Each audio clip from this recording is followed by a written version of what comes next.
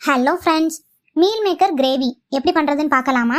அதுக்கு ஒரு பாத்திரத்தில் 3 டேபிள் ஸ்பூன் சமையல் எண்ணெய் சேர்த்துக்கோங்க. எண்ணெய் சூடானதும் ஒரு பட்டை, 2 ஏலக்காய், 3 கிராம்பு, 2 பிரியாணி இலை சேர்த்துக்கோங்க.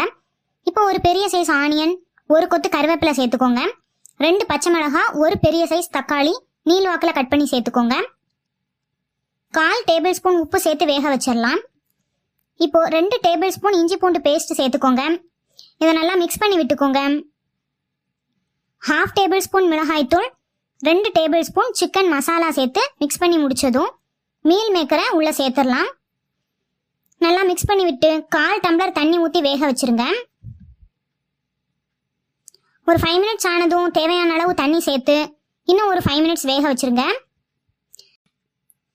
பச்சை வாசனை போனதும் உப்பு செக் பண்ணிக்கோங்க. தேவைப்பட்ட உப்பு சேர்த்து ஒரு கைப்பிடி கொத்தமல்லி எல்லாம் சேர்த்து மிக்ஸ் பண்ணி விட்டுக்கோங்க. அவ்வளோதான் ஃப்ரெண்ட்ஸ், டேஸ்டான மீல் மேக்கர் கிரேவி ரெடி. நீங்களும் இந்த சிம்பிள் ரெசிபி கண்டிப்பாக வீட்டில் ட்ரை பண்ணி பாருங்கள். வீடியோ பார்த்ததுக்கு தேங்க்யூ, பாய்.